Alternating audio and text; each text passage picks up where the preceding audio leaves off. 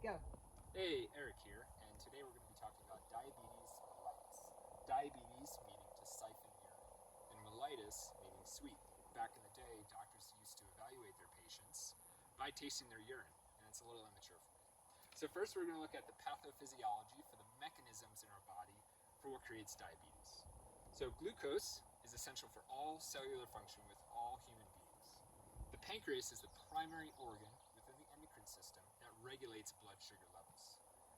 So, as we ingest carbohydrates, they will be broken down in the gastrointestinal tract and be broken down into glucose, which enters the blood vessels. As the glucose enters the blood vessels, it triggers a response from the pancreas, which releases insulin. Insulin is acting as that key to unlock the receptors for organs, fats, and muscles so glucose can enter. As that blood sugar levels rise, the liver converts glucose into glycogen for more storage. As blood sugar level lowers, the pancreas decreases insulin so that there's more glucose within the bloodstream. So homeostasis is always the goal, but not everyone has those mechanisms in place, which is why there's 3 different diagnoses of diabetes. So those with type 1 diabetes do not produce any insulin, and they require exogenous or outside sources of insulin, typically diagnosed between ages 14 and 30 years old. Type 2 is a tissue receptor problem. The tissue receptors are desensitized, and medications can help increase that sensitivity. Overall, the pancreas is exhausted from dishing out insulin. Type 3, or gestational diabetes, is typically brought on when a female biological patient is pregnant and the pancreas, just like type 2, is overworked. This can bring further complications, and it's typically seen in late 2nd, early 3rd trimester. Okay, so now we're going to be talking about hypo and hyperglycemia. Hypo meaning low blood sugar, and typically seen on a blood test as under 60 milligrams per deciliter, but we're always treating the symptoms and not the numbers. It's the most common type of diabetic crisis in urban and wilderness settings, and has the fastest onset and progression. Some signs and symptoms are pale, cool, clammy skin, altered mental status, increased heart rate, increased respiratory rate, hunger, and potential combative behavior if it gets to that point. This can lead from seizures to coma and death very fast.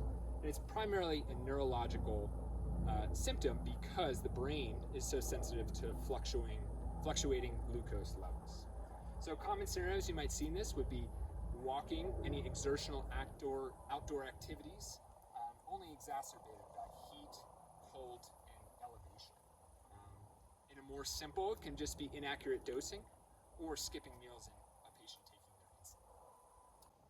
So treatment for this patient depends on mental status and the ability to protect their own airway. So our first line of defense, if the patient is responsive and has the ability to swallow, is 15 to 25 grams of glucose. We want to follow this up with a more complex meal such as a bar or a peanut butter jelly sandwich, and then evaluate their blood sugar after that. From there, if the patient is unresponsive, we don't want to put anything into their mouth for risk of aspiration.